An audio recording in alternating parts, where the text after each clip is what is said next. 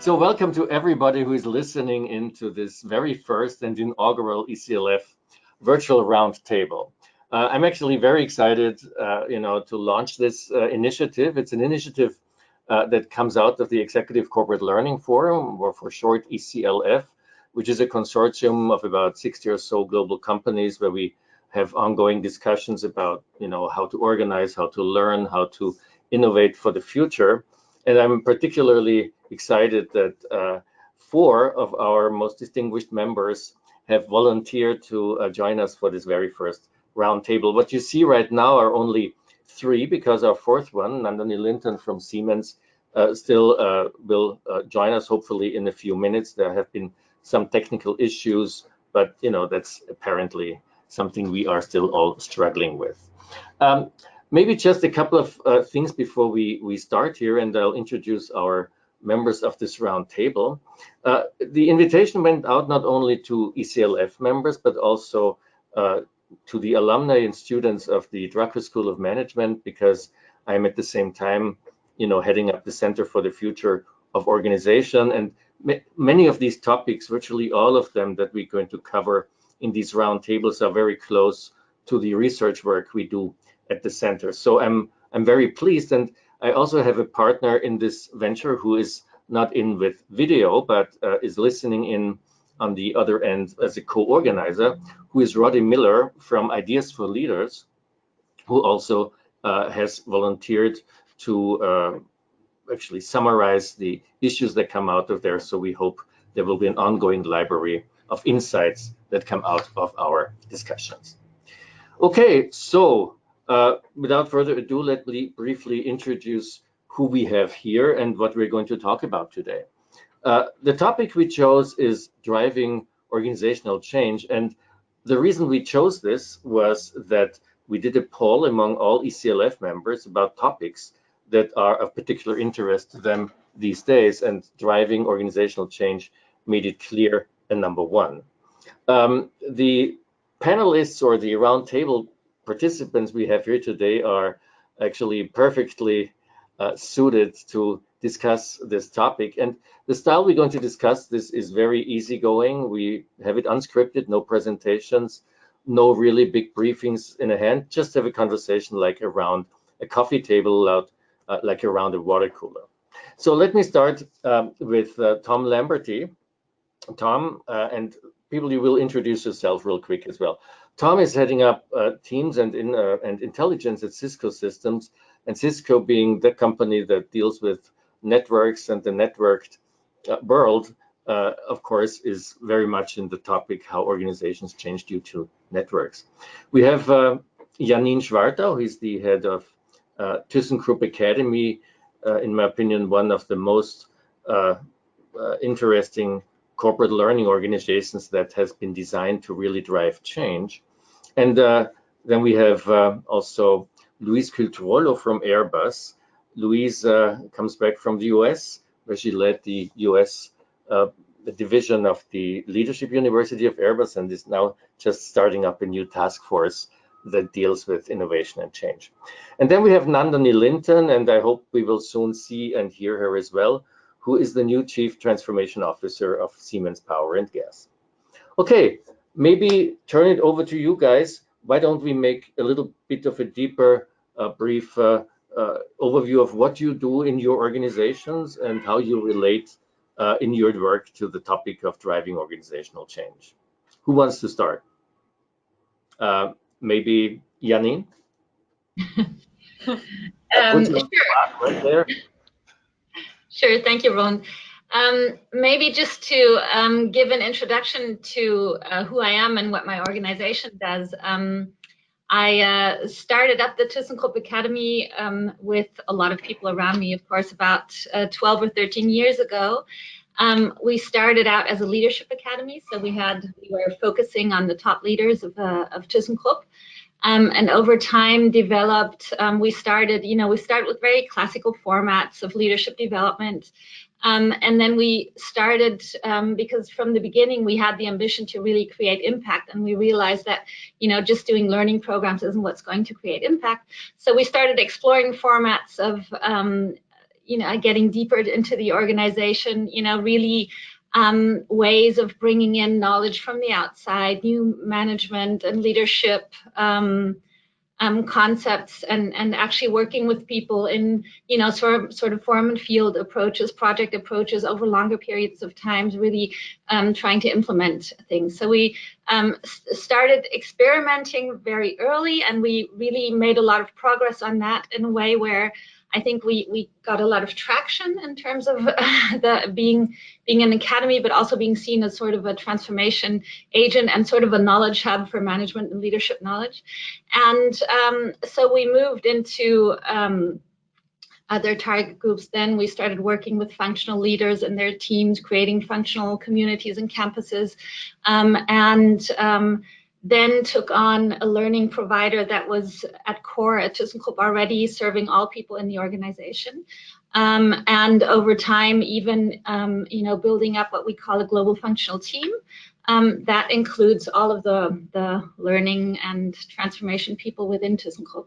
So we're quite a big organization at this point. We've gathered a lot of experience in driving change in our, let's say, smaller corporate unit that we started out a few years ago. We're now exploring with ways of getting this into the larger organization of ThyssenKrupp. Of course, maybe you say how many people are in ThyssenKrupp, because not everybody maybe knows the company. Okay, there's 160,000 people working in ThyssenKrupp today. Of course, those of you who follow the news in Germany and Europe probably know that we're going through a process of demerger. In fact, ThyssenKrupp is actually today a very decentral company that has come together of a lot of small companies that have merged to this big conglomerate, and we're actually now separating the company into two. So we're going the other way again, building two companies. That's our focus at the moment. It's a lot of clone and go activities to be ready to separate on October 1st, so we don't have a lot of time. So there's not a lot of change driving at the moment. Actually, it's a lot of conceptual work, but there's a lot of I guess change and finding new identity, and thinking about how to move forward. Who are we? Who do we want to be? How do we work? Which will start, I guess, fairly soon when the new boards will be announced. Okay. All right. Louise.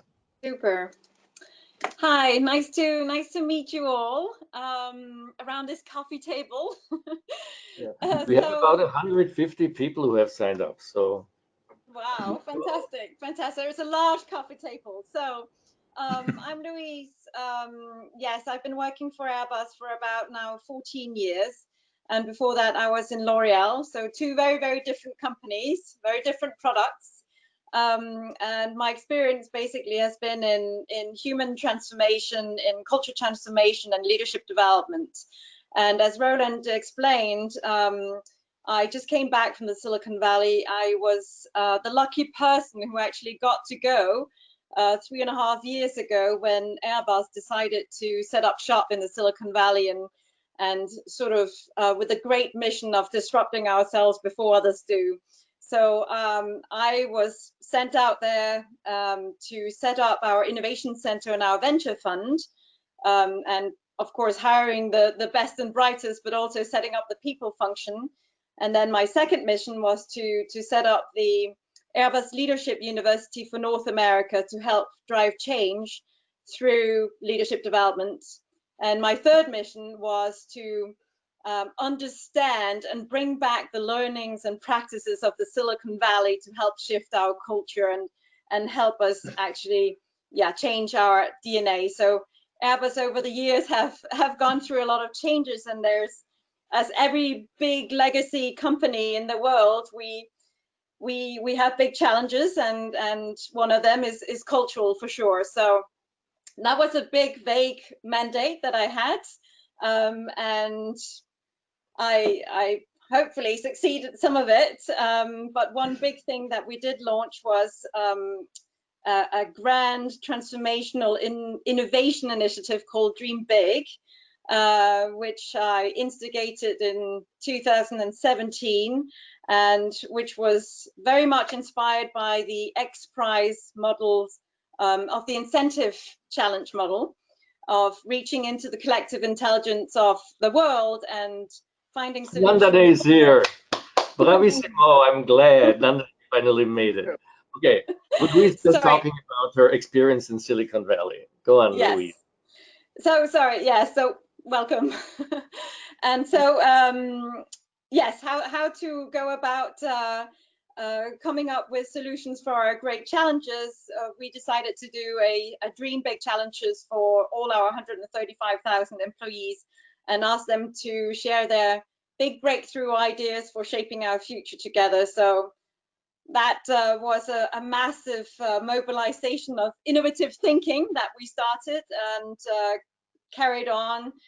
We got 700 ideas, 150 that we selected, who then got to go to a fantastic summit. And then we decided to go small afterwards and incubate 3 of the ideas, moonshot ideas, and finally present those to top management. So much more than an ideation contest. It was really about trying to get a different kind of bottom-up approach, finding our hidden entrepreneurs and innovators inside the organization and create a new sort of community for change to really happen from within. So maybe we're going to have a look at this later on in the conversation, because that's a very concrete project, which is kind of exciting. Sure. Nandani, as you were late, you will be last, if I may say so. Let's have actually Tom. So Tom, talk a little bit what you do at Cisco and how you relate. At Siemens, yes, and I've been listening, so at least I have been in since the beginning. Excellent. And actually I think this progression works very nicely, because Siemens itself has about 360,000 people. I worked originally in headquarters, and now since a good year, I've been Chief Transformation Officer for Power Services originally, which had 24,000 people. Just since the 1st of April, we've had our reorganization. So Janin, I know exactly how that goes. And we've been reorganized into gas and power, which is 64,000 people. So, you know, here we work on transformation, and then the world and even the organization keep transforming around us under our feet. So I think it is indeed like, how do we build the bridge while we walk on it? I think really, I'll just start off with 2 points. One is that what I've learned so clearly in my work in transformation, and which we keep pushing, is yes, you've got to have senior management in on an agreement about where we need to go. You know, what's the goal to get to? But unless we work super hard with the middle managers, to whom 90% of our employees report, after all, they are that face to leadership, then we don't get anywhere. And so what we've really been developing so much is, how do you get, you know, yes, tone from the top, people who will demonstrate, who will role model, hopefully, but at least not contradict what we say we want. How do we get strong support from middle management, and then really mobilizing the people, getting people at all different levels of the hierarchy to be bringing in their ideas, especially to be defining what they believe is their next step towards the ultimate goal. Because they've defined it themselves, you don't have to drag them to it. They want to do it. They own it automatically because it was their idea. And I think the real challenge is, how do you do that with 24,000 and 64,000 and 360,000 people? So it's really about connecting people on certain purposes and change trajectories, right? And I'm just saying this because leading over also to Tom, right? I mean, this is what you guys try to do at Cisco, if I understand that well. Thanks, Roland. Good morning, good afternoon, good evening, everyone. No, depending on where you are. Glad to be here. It's actually quite funny. Usually when I'm in those kind of meetings and I say I'm working for a company with 75,000 employees, full-time employees, and another 75,000 contractors, it feels like I'm being in a large company. But listening to you, I feel like being in a small kind of tiny one here, right? I'm the tiny one. That's kind of unusual experience. Yeah, like Roland was saying, probably two of the aspects that we've been focusing on in the past, let's say 18 to 36 months. One is really a strong focus moving out of the paradigm of the individual, meaning looking at individual employees, individual leaders, into more of a team paradigm. So trying to think the organization through a team lens. That's something that we've been starting around about 3 years ago.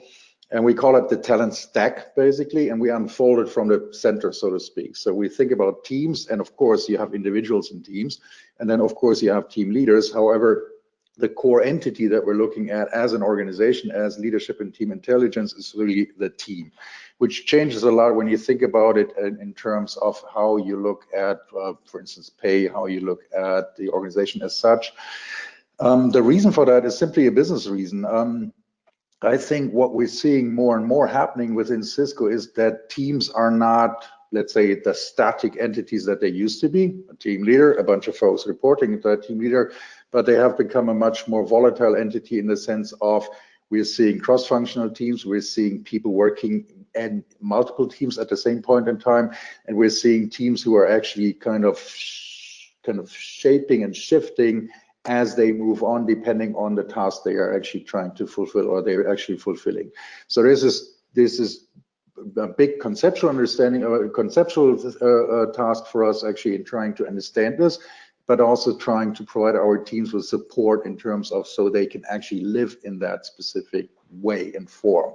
And the second thing, which is more tied back to kind of what Cisco does, as you might know or not know, is we're one of the largest in a couple of segments, the largest provider of networking technology. So we're starting to look at our organization as a network as well. So again, moving out of this kind of hierarchical org chart picture and trying to understand actually how we're actually collaborating as an organization, which means really start looking at the data. And the big benefit of Cisco is probably from a technology point of view that we have a lot of data, and then we, as an organization, we are working already in a very virtual way, meaning round about, I would say 40% of all the people do have a fully equipped home office. So a lot of the work that is taking place within Cisco is actually done through digital media, meaning we also have the ability to collect data, and the data is getting better and better the more the people use these tools. So we started to look at the organization by collecting this data and by looking at this data and really understanding who is collaborating with whom versus looking at the old org chart picture. So it's kind of two of the... And that's actually a really interesting point, Tom, because we arrive at all this. Why is the vast majority of the ECLF members say driving organizational change is a topic we need to talk about? I think that digitalization has really disrupted the way organizations work and is redefining and opening up a lot of new opportunities for organizations work. Maybe you want to talk a little bit about how digital is changing the way you drive organizational change, and how actually digital is also, of course, impacting organizations so that they need to change, right? Because I think this is the big change topic most of the people face today in this world. Anything maybe related to that? You mentioned network analytics and getting data to understand how people connect with each other. One thing I also wanted just to throw into the discussion is extended enterprise. Is the extended enterprise helping us by knowing what's going on out there to change faster together with customers? Things like that might be just interesting topics also to look at. I mean, and you touched on this, Roland, if I may continue just a little bit. You touched on this already. Digitalization, and it's kind of a hen and egg game to a certain degree. So, however, when I look at some of our customers, let me take a customer example. Some of our customers actually, so they used to purchase kind of data center technology, but they now start also buying, for instance, collaboration technology. And for a lot of folks, it feels like, okay, now we get a bunch of virtual meeting tools like the one we're in right now. However, these platforms, these tools actually change the way people work and collaborate together. And that's something that a lot of folks are not really aware of when they buy it. Once they have it and they start implementing or rolling it out actually in the organization, it is starting to change their culture. And that's when the cultural question comes in, actually, how do you actually deal with this? How do you create the trust levels? How is leadership changing with regard to these new types of leadership you need to look at when it comes to leading virtual teams? 60% of the leaders, or even more, it's 2/3 of all leaders within Cisco have people reporting into them who are not in the same location.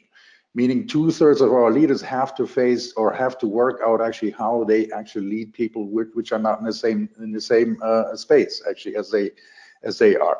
So there's a lot shifting and going on, and I think to a certain degree it's also happening in a kind of not unconscious way, but not well thought through way, because you just do it, you just purchase these technologies, and then they start changing how you work, and they start changing your work culture. Similar to, I mean, these devices, we all have them. Yeah. I mean, they change private life quite significantly. So I hear a common denominator, maybe going to all of you, which is somehow engaging people, right? Janin, you were about to raise your hand. I was going to say, I mean, yeah, digital, I think, is probably digital transformation is an issue for all of us, I bet. And we all know, and probably not Cisco, but all others of us know how difficult it is to drive a fairly slow moving giant towards into a new era, given that probably most of us also have issues with technologies internally. So because you were asking how do you do it in terms of digitally, I know from our side it's not easy because we're not as connected as Cisco probably is as a group ourselves. So digital transformation is actually a really big issue for us. And the way we are approaching digital transformation right now is not so much on the technology side. Yes, of course, it's important, you know, to look at what the technologies are and how to work with technologies, but technologies are coming again and again and again. Like from our point of view, it's not possible to keep people on top of technologies. But I think the real issue behind that is really the issue, the agile transformation of how to get more agile as a huge organization that we are, and that's something we're looking into or working on right now. And what, you know, I would be interested to hear what you guys are doing in those terms, because I mean there's a lot of, you know, these initiatives going on in pockets of the organization. The way we're trying to approach it right now is just like you said, Nandani, you know, on the one hand, showing what it means to be agile and digital to top leaders, and at the same time working at the bottom and actually, you know, working with people to really implement the methods there. So working from both sides, from the top, you know, getting the willingness, and from the bottom actually doing it. But I think that, you know, that's the right word. Agile is incredibly important, and I think it's important both because of the ways of thinking that it brings in, and also for me, coming from such a traditional organization, one of the things about the agile technologies, agile way of working, is it gives you the structure which people are comfortable with. At the same time, if your name is on the card, you're the only one who can speak for it. If you're talking about a Kanban board, for instance, just because someone's the manager doesn't mean they get to hog the meeting if you're having a stand-up meeting. I mean, some of these very basic behavioral changes come along with it. What I find is that we get pockets, right? We've got pockets who love concept boards, and pockets who are using digital Kanban boards, and pockets for this and that. And it's at this point that it's actually too many different choices. People are very confused, and I am never sure where I'm supposed to look for which project that's going on. But what really helps us move is those digital, there's sometimes technologies, there's sometimes approaches when it's about the customer. What is it that we need to build so that we can interact with the customer on that platform, so that the customer can come in and get the data they want when they want it? it's been customers who've driven us to come up with apps for the smartphone, right? Because suddenly we're not dealing just with state-owned utilities, but we've got, you know, some 29-year-old private equity guy who says, hey, I want to look on my smartphone and see how many of my turbines are running. And if not enough, in my opinion, I want to know the phone number I can call and ask you why. Right? So a lot of it is customer focused, and actually for driving transformation altogether, I mean, what better driver than to keep reminding people it's about the customer.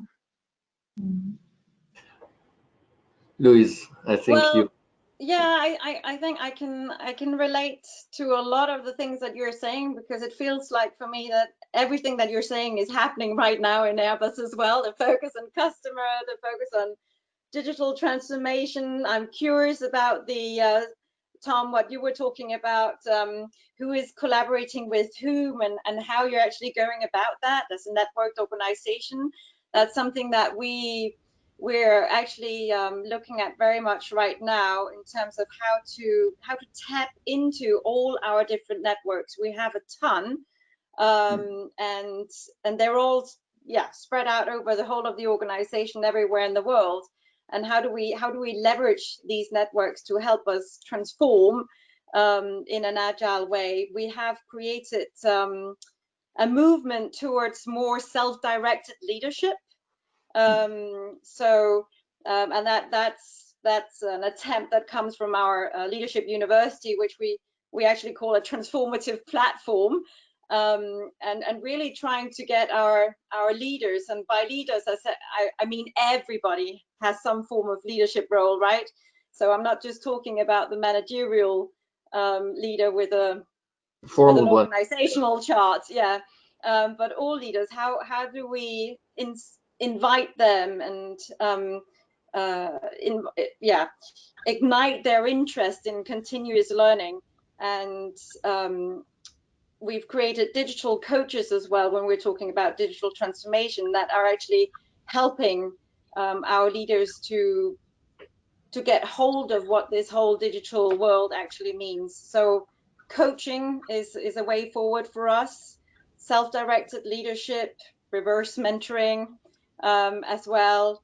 We are moving from Microsoft into Google Suite, which will enable hopefully the tool pushing for more collaborative ways of working. So I feel like we've got all of the ingredients there. Now it's just making the step change and speeding up the process. And that is hard in a big legacy company like ours. We're still very much in a hierarchical organization, which I'm not sure favors everything that we're talking about. I mean, if I may say this, really a lot of commonalities that I find here interesting, because you're talking about cultural change you need in terms of mindset of leaders, for instance, right?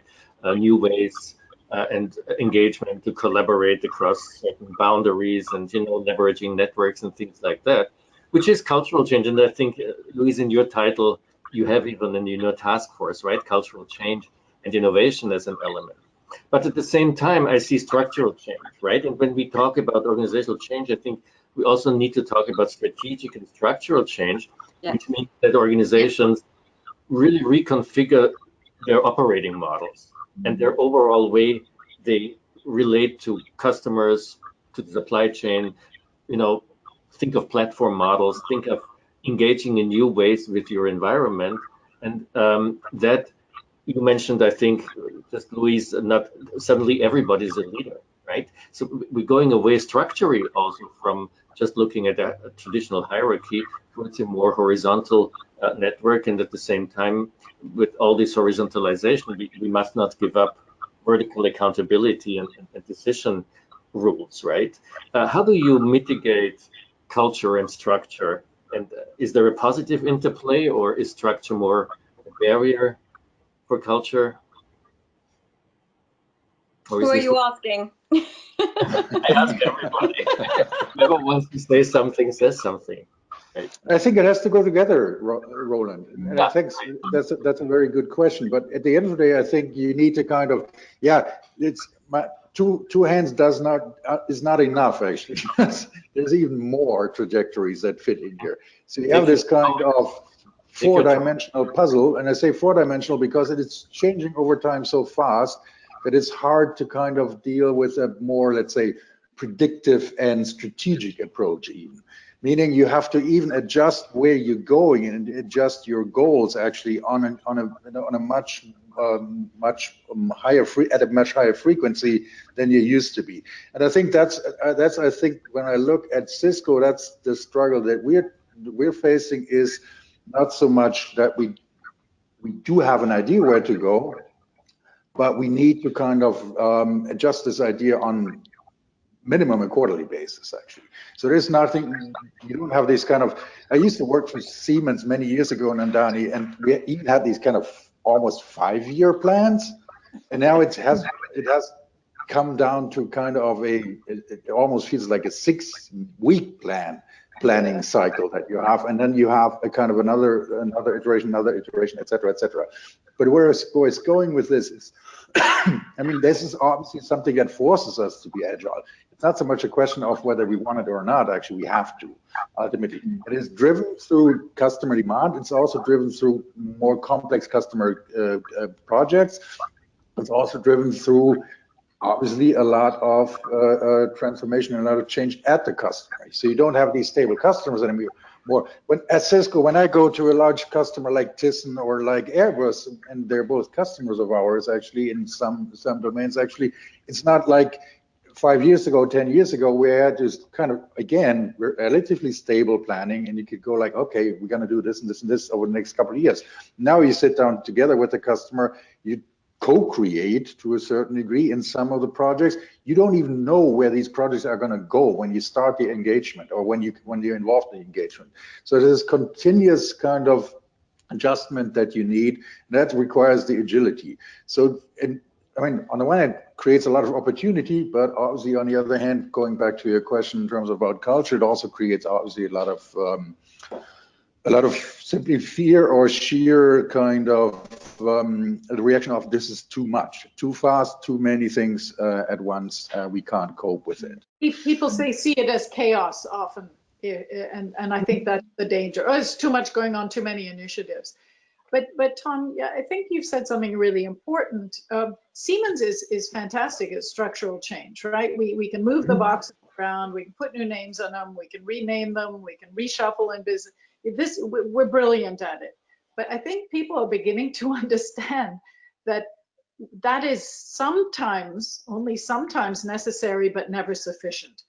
And what I'm seeing more and more is that even within, for instance, some of our business units, which have stayed intact despite now being recombined, what I'm beginning to see as I work with teams is they'll say, oh, we are understanding now that just for us to make this change in our silo, in our column, whatever you want to call it, actually isn't going to get us where we need to go as an organization. And so it's almost as if, at least some people are saying, forget the structure. We don't need to move boxes anymore. But how are we actually going to work with each other across those boundaries, across those silos?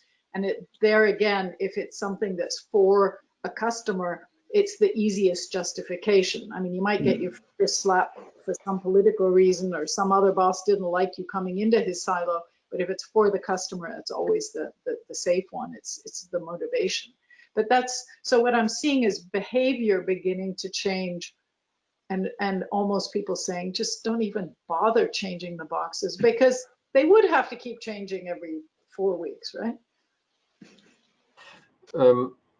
Janin, I'm sorry, Mia, I thought, did you want to? Well, I'm just thinking about, driving change in general. It's exactly how you say. There's so many things going on, and there's so much risk for chaos to go on. So I think one of the key things really is to have focus. Also, as a leader, to know where you're going and to really think about what is the kind of change vaguely that you would want to create. Because once you start something, it causes, the pendulum. You start something at the top, and it causes so much commotion. in the organization, that you better know what it is that you're going to start. And I think that's that happens a lot nowadays, that people, start off things without actually having the focus. So I think focus is one of the things that are definitely necessary. And then, yes, it's not about, training people to do something, or, hoping that a behavior will be different. In the end, it's the whole system that needs to change, the incentive system, the processes, everything behind it. And if you don't have the focus, and if you're not willing to change the whole system, then in the end, you're going to end up in chaos. Yeah. Nandani, Nandani, you're back, Nandani. Lost her picture. I mean, there are also two ways to talk about change, right? One is to say, well, we need to move from A to B, and that is kind of the change we want, right? There is also change when we talk about how can we create a culture of agility, which is an ongoing ability to change. So you don't even have a change project anymore. You have a change culture that is something, where people are just, responding quicker. People are connecting in different ways. And things like that. So I think these are two different.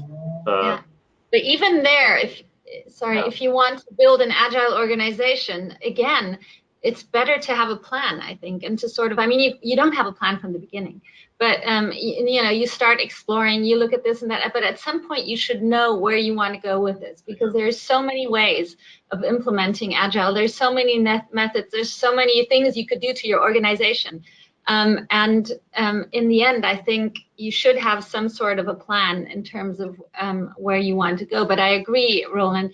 I think that's tomorrow's change is the organization, is the agile organization. You don't need big change processes anymore if you have an agile organization. Well, it's kind of a change acumen in a way you need, right? And if you have change acumen, you deal easier with kind of disruption and unpredictability and everything we face today, then if you don't have the change acumen, is there an element, and we call it agility, we call all kinds of stuff. At the same time, I remember back then, Tom, that Cisco had the boards and council organization, right? Which was not the most, let's say, successful initiative, but which took us through. Created a lot of learnings, I guess, that made you to do this what today. Louise, may I maybe ask you, because you start a new job here, right? And you organizational unit on cultural change innovation. Do you have a game plan? Do you have a roadmap for that? I'm building it. So maybe to explain a bit. With the program that I talked about before, Dream Big, what we really wanted to do was intrapreneurship in action. And so my role now today is a leading intrapreneurship and entrepreneurial culture, and trying to drive that inside the organization. And so that is basically what I'm doing. Is first of all, I'm gathering and federating a team of people from across the organization and innovation vehicles to define, first of all, what do we mean by intrapreneurship at Airbus? What is our vision and our goal, and how are we going to go about getting there? What do we need? We have certain programs, development programs, of course, in place. We have the incubators, we've got the innovation labs, but how do we drive that change throughout the organization? Because what is happening today, leaning into the agile organization, is that when we do have people who are sort of doing things outside of the box, in many boxes, in many cases, they are treated like outcasts and not seen as doing the real job, right? They should be focused on their tasks and not on thinking up new opportunities or new possible futures for either their organization or job or Airbus as a whole. And so it's really about how do we go about maybe even protecting these people and protecting these ideas, and what does that look like? Maybe we look into the performance management system Maybe we're looking into recognition systems. How do we even recognize an entrepreneur within the organization? Today, it's nothing. It's not a role. So there's everything to be built. I think we've got a fantastic opportunity now. Since Dream Big, it's actually become a thing. And it's part of our strategy, of our business strategy. So there's a super opportunity to tap into that. And then there's the whole, I would say, larger than customer thinking going on, which is about Airbus in society and Airbus in the world, and what kind of impact we can have. And that suddenly elevates the discussion and the thinking into going, yeah, even from customer, but who are our future customer? Maybe we have a completely different service model in the future, because we're tapping into that larger purpose. And I think that will help us break silos and organizational charts and so forth, when people actually really can put their passion and desire into a common goal, a larger purpose. How are you defining that? And I'm asking for full transparency, because we next month are actually going to pioneer for Siemens using the JAM platform, which IBM pioneered, as a way of inviting every single employee, if they want to come and participate in a 3-day conversation, which is aimed at saying, so what is that higher purpose coming out of that? What are the values? What is it that we bring? What really gets you up in the morning as well? And along with that, so what are the areas we might not have looked at yet that we could go into? Yeah, so I think that's a fantastic idea, to invite all employees to take part. That was the whole genesis of Dream Big as well, and having that very, very fair outreach for everyone. Everyone can have a good idea. So from a values point of view, we've actually done a similar thing like you're going to do in a month, I think. We asked all our employees about the values and who we are today and who we want to be tomorrow. So some of them are aspirational values, and we got about 40,000 people voting on 6 values that we have now defined as ours, and they come out of the stomach of Airbus, which is great. Now the second thing is the purpose, right? Values, purpose, where are we going? Who is Airbus, and what do we want to be in the future? Right now, there's actually a lot of work going on in that field, because we are having a leadership change. We're going to have a new CEO. Yeah, right, new CEO. Yes, right. yes. So it's happening this week. Yeah.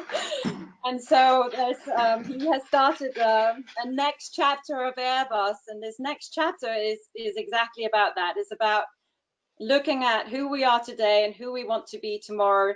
There's already been a ton of workshops actually happening, and since the beginning of when we started even the journey with Dream Big, it is going more and more towards, well, we can have a positive impact. We have to look at environment, of course. We have to look at the UN sustainability goals. We have to look at humanity, and all of that is, as I said before, that is the real.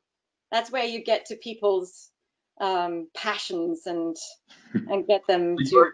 So what you're doing is you're connecting with the bottom. And by the way, I'm trying to change the language here. I'm always to connect with the outside, because you know you can say top bottom. You can also say inside out, right? Yes. And there's a lot of awareness at the outside, or maybe you call it the bottom, because this is where the market is. This is where technology emerges new and things like that. But the center, or in this case, the top, whatever you will call it, usually doesn't really have a deep understanding of this. The question is, you know, can you institutionalize this ongoing antenna of what's going on outside, right? Like you do now, maybe with an employee survey, but how many surveys can you do before people then get tired again, right? I mean, you have a new CEO, that's a great occasion to say, well, let's look at purpose and future and whatever, but you cannot have this as an ongoing. So the question is, it goes back to what you said, Tom, maybe, right? Is there something in network analytics and intervening in the dynamics of networks that I can deeply understand, even on a large scale, where I have an ongoing understanding of this inside-out connection, what's going on there, not rather just through a culture survey. Is there anything in this respect that you do or you can see how to make this a kind of an ongoing connectivity between top and bottom that goes beyond hierarchy, that goes beyond command and control, but is something, you know, that is a ongoing collaboration and networking? No, it's and thanks, Roland, for bringing this up, or kind of focusing this again, or refocusing this. I think it is about gathering frequent data. I mean, that's the whole point why we introduced a platform which is called TeamSpace around about 2 years ago, is to gather weekly data in terms of, and not have we used to have what was called the pulse survey, so a big thing, annual thing. I don't know, 80 questions, all benchmarked with whosoever in the whole world. It took kind of ages to roll this out. It took ages to gather the results. It took ages to create tons of slides, actually, that we had these kind of meetings with each team had this meeting on the results, and then big action plans. Once the action plans were ready, it felt like, okay, this was 6 months ago. No one was really buying into the whole thing. Right. It was kind of from my point of view today, I would say a huge waste of resources and time, plus a demotivator to a certain degree, because people felt like, okay, we're sitting in this, it's kind of more of an act of bureaucracy rather than an act of really gaining ownership and changing something. And so what we did is actually swap to a platform which is rolled out to the whole of Cisco, which asks people a very simple thing. Once in a week, I get an email, so every Friday, basically saying, hey, Tom, why don't you do your so-called check-in? I'm being asked 3 questions mainly. First question is, what did you love and what did you loathe this week?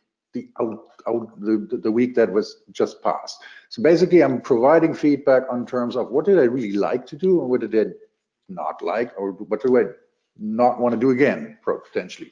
Second question I'm being asked is, what are your give me your top 3, 4, 5, 6 priorities for next week.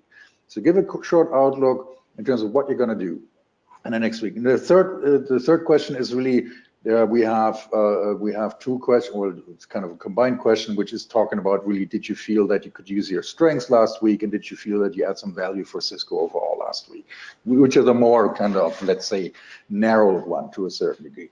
However, what that gives us actually, first thing, my boss, who is based out of Milan, and you know him well, Roland, and our team is spread across the globe. So what he gets every Monday morning is a complete list in terms of, okay, this is actually what my team did not like to do last week. This is what they really love to do. So let's think about how I can make them do more of this.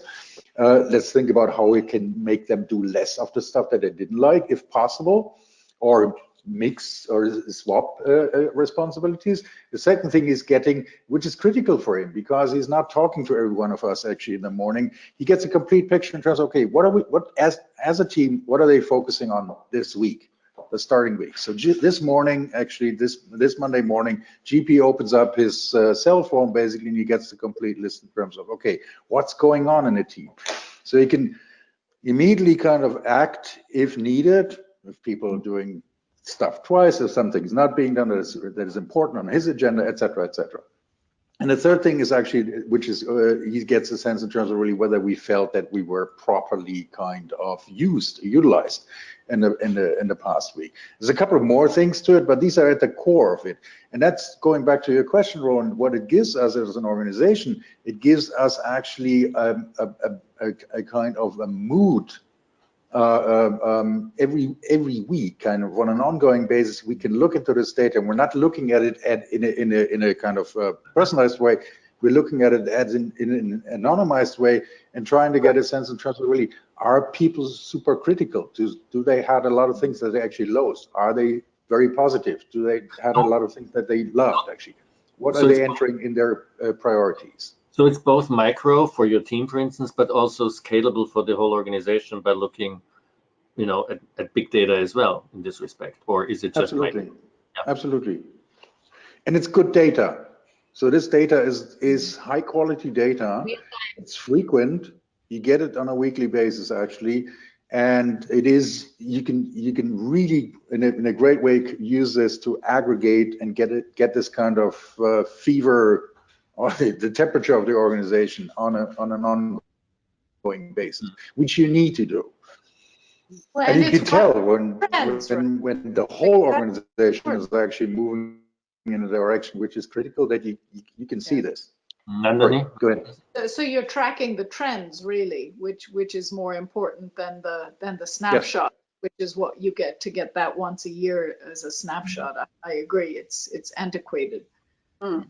It's transparency that wasn't possible to get previously, and now with the technology, we can really have real-time data transparency on complex issues very quickly. Of course, that doesn't help us per se; it's what we make out of it that helps us. But it's incredible what you can do nowadays with data. And technology. Yeah, thinking about you being a Germany-based organization, Janin, are there any issues in terms of data? Definitely, yes. That's the thing. I mean, one of the things we tell our leaders when it's about digital transformation, we tell them it's a lot about being disobedient.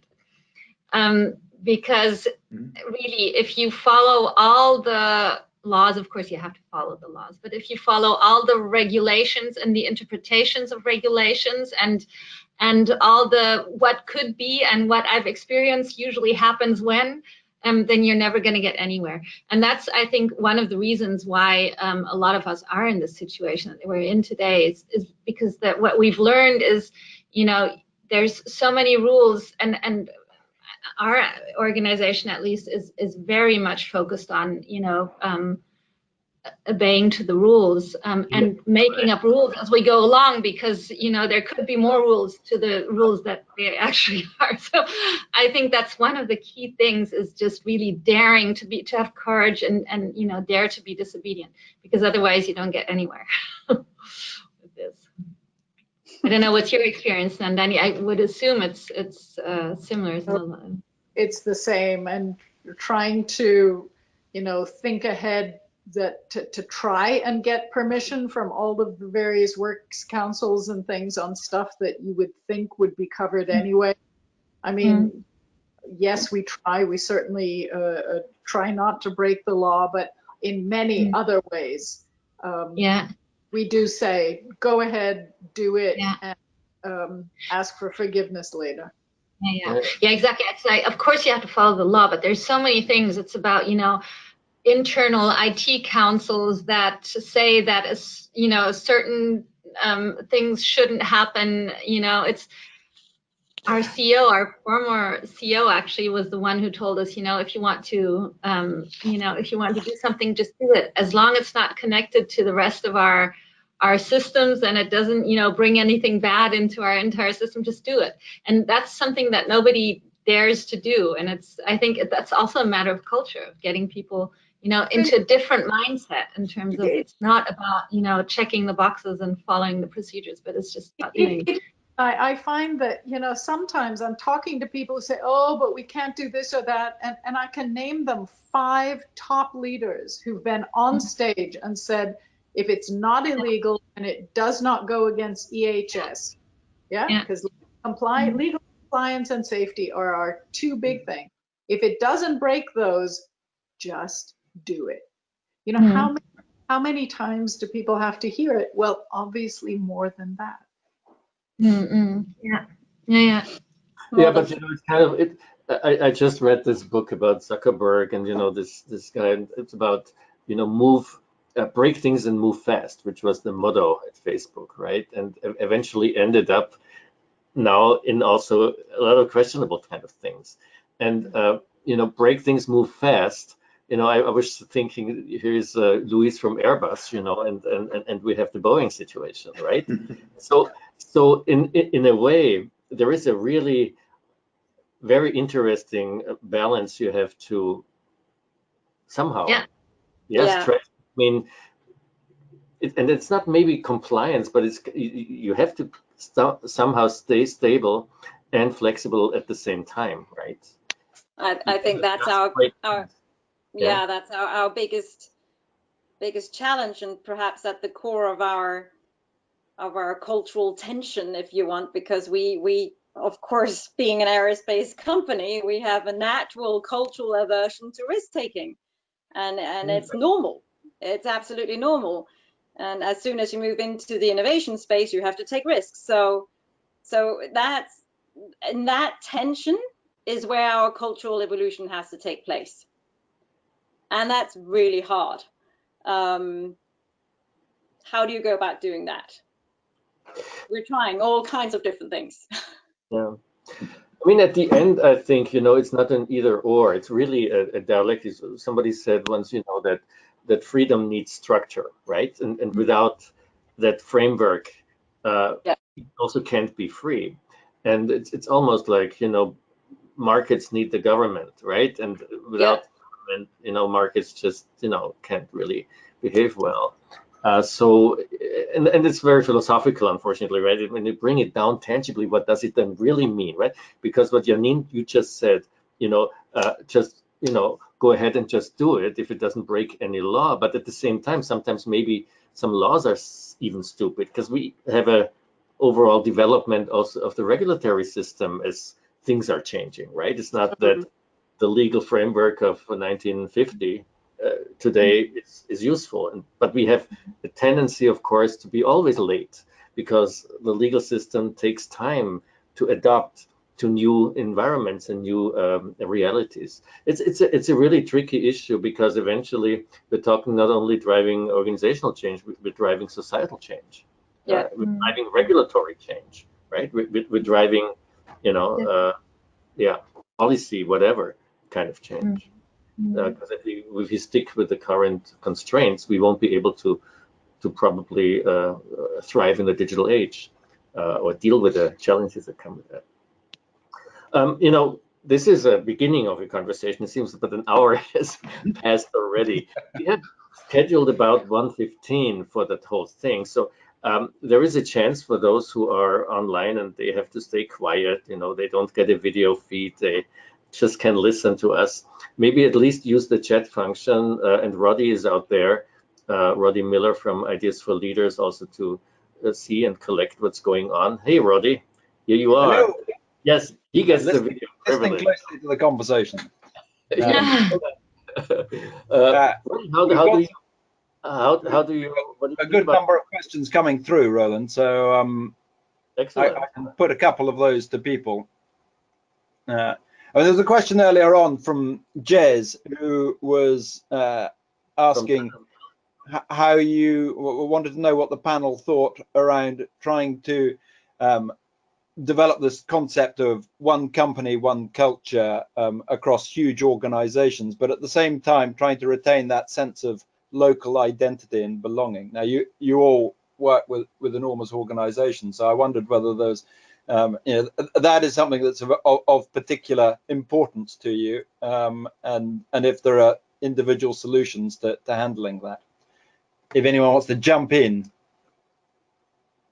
Well, to me, it's really important that there's some principles that are shared across, and then you get local flavor. But I mean, this is brief, but yeah, I think you need to be clear what is the common purpose, and what are, if you're going to state values, they better be shared, and what are some basic ways of working together. I think it doesn't matter how big the organization is. I think you need that. But is it also important, though, to have some degree of local approach? I think you always get that anyway. I mean, even if they're all in the same country, you'll get it, or the same site, you'll get it between a slight difference between departments, right? And the more global you are, the more, I think you will have local differences. But I don't think you have to go looking for them. I think they come. I think it's rather the other way around, is how much one company do you manage to establish. I think local is always there, and decentral is always there. It probably depends on the history of a company, and also on the portfolio of a company. If you're a sort of homogeneous company, or if you're a conglomerate. But I think in a conglomerate, it's very hard to actually top-down establish one company, one culture. I think there's a lot you can do if you're a very strong CEO and you send a lot of, very strong signals for what you expect in terms of culture. But on the other hand, there are always things that come through. It's amazing. For example, ThyssenKrupp is a worldwide big global company, and one of the most significant things that you can notice in culture is that people are always on time, no matter where you are, in which part of the world. If you're in Brazil or Southern Europe, or I don't know where, you wouldn't expect people to always be, 3 minutes early. People are always, always on time. So there are always things that's right. And I wonder, how does that happen? I mean, nobody has told people you have to be on time, but it just sort of happens. It's there globally.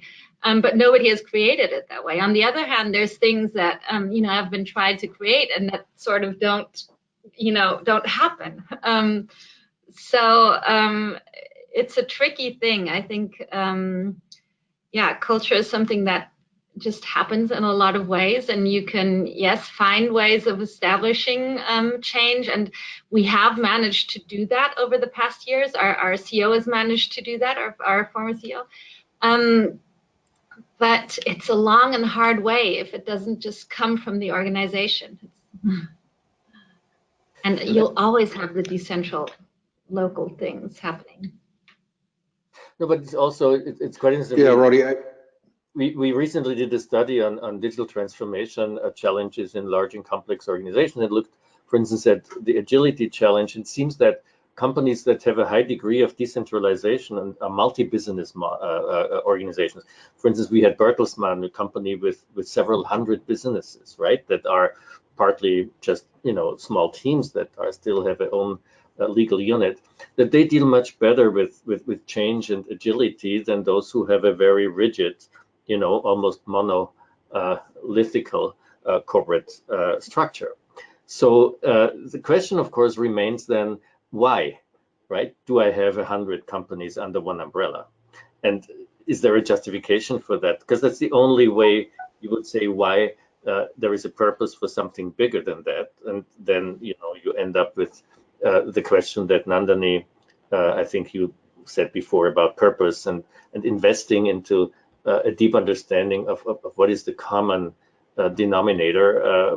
That only if you have that, you can allow diversity, right? If you don't have that, diversity is a threat, right? Tom, did you? Roddy.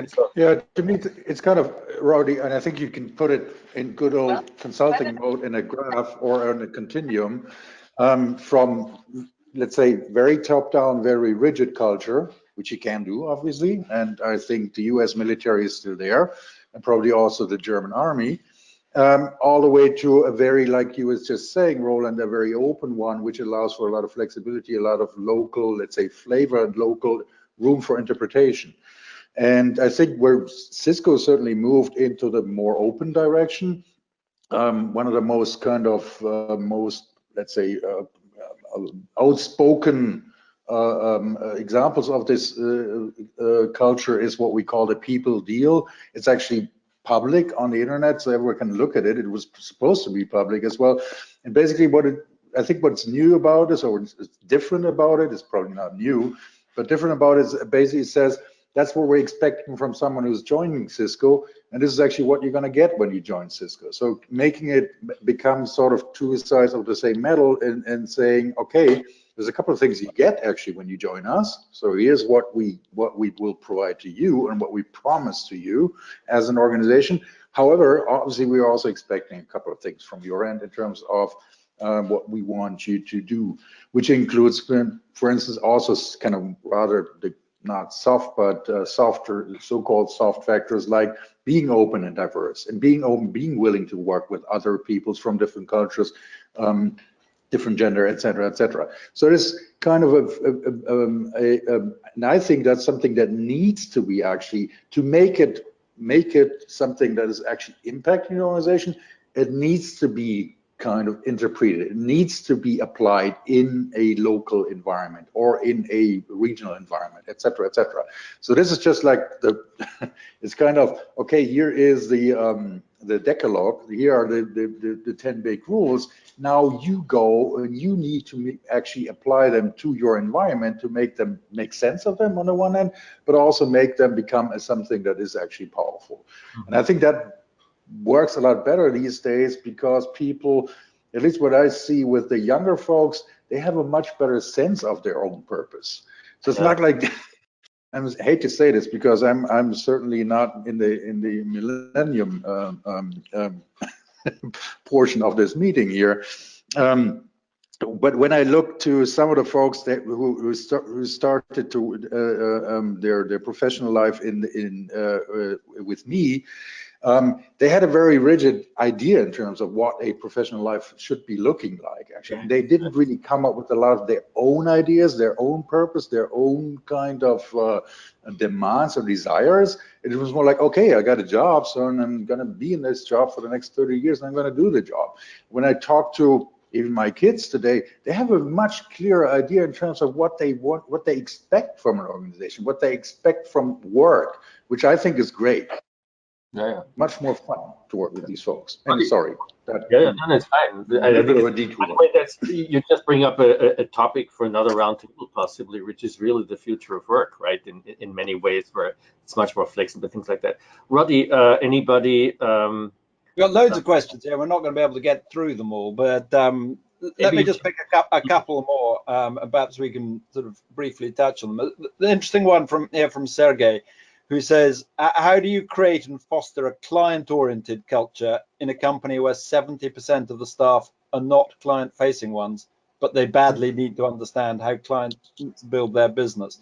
And that's a point that Roland, you and I came across a lot when we did that digital transformation research. So I wonder if there are any reflections from people on how you get non-client-facing staff to be aware of the I mean, Airbus has a lot of non-client-facing staff, right? Tons, yes.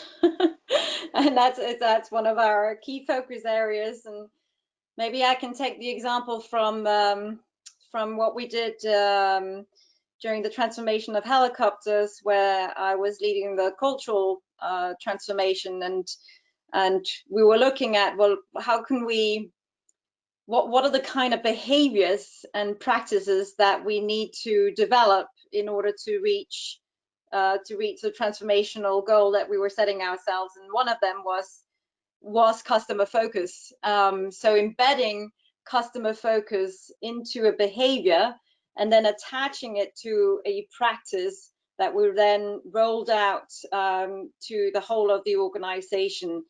And it became part of the the collaborative objective setting process that we also completely revamped. And so as part of the setting the objectives, our teams were looking at, well, what kind of behaviors and practices do we need to focus on in order to achieve these objectives? And obviously there were 5 different behaviors, and yeah, one of them was customer focus. So we really, we drove it through behaviors and practices that were for everybody, not just for a certain population. And it worked quite well because it wasn't just the fluffy behavior, but we had attached it to a clear practice customer feedback loop. Roddy, maybe a last one, because at some time we will have to wrap up. Yeah, we've already lost Nandani, I see, but one final question here from Audrey, which is, how do you equip your leaders for the behavioral changes and the unlearning required for the future? Which is a reflection, I think, of the Alvin Toffler quote about learning, unlearning and relearning being the required approach these days. How do you get people to unlearn? Mm-hmm. There's actually a very good bicycle movie. Have you watched that? The Backwards Bicycle, where it's fantastic for people to unlearn and understand what that really means, because everybody knows how to ride a bicycle, right? But they've actually turned the steering wheel so that every time you think you're going right, you're actually going left. And the bicycle is actually created like that, and it's a phenomenal small video that shows this guy who's trying to learn how to unlearn, and then learn again how to ride a bike. And it's very, very funny. You should look it up on YouTube. So actually we use that video and we attach it to a practice that that I actually discovered in the Silicon Valley called Think Wrong, and which is a radical problem-solving methodology, next generation design thinking, call it what you want. But it's really about how do you go about challenging the status quo, which is very much your learning today, and then getting to a different set of thinking through different practices again, and going against your own biology and your own cultural biases. And it's a process, it's a methodology, it's a framework, it's a whole mindset approach which we're starting to introduce into Airbus, and it really gets that brain work going differently than what we're used to. Roddy, just really quick, Nandani just had a technical problem, but she's in the participant mode, and Yeah. you can give her, bring her in. But maybe you can at least bring the audio in and unmute her. Try to unmute her, but it's not. Yeah. Oh, here we go. Now, we can hear you now, Nandani. Fantastic. I kept hearing you, so that's good. I just want to say, Louise, that's a wonderful video. I'm absolutely with you on using that. Excellent. Well, I think we are starting a conversation here, and by the way, much of this seems, of course, also familiar over the years. ECLF exists since 2005, and the discussions about how to deal with large and small, with top and bottom, with engaging with employees has been, of course, an ongoing conversation. I think the ballgame is radically changing through digitalization, because we get tools in our hands, like you, for instance, Tom, use at Cisco, that allows us in very different ways to understand what's going on socially. I've seen technologies of collective intelligence and contextual intelligence, where you also will soon even have AI be able to listening and making sense of watercooler conversations. These are things that really change. Yeah, they're still ahead, but these are perspectives that will change the ball game and will have also societal implications, because we don't have the institutional frame set to deal with that kind of challenges that also society is facing these days. I want to take the opportunity to, first of all, thank everybody of you spending and investing an hour to share your thoughts here. I also thank you for the openness. I think that's something which should be a feature of this round table.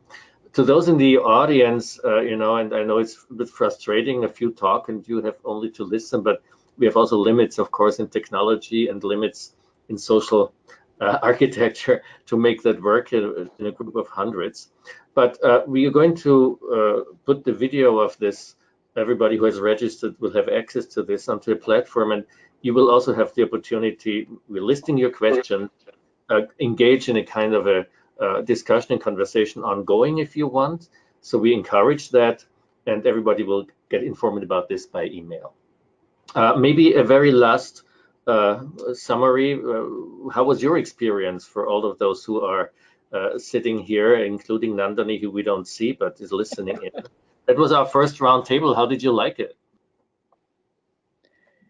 I think it's a nice conversation. It's you see the people you're talking to and you're just having a conversation. It's actually quite relaxed.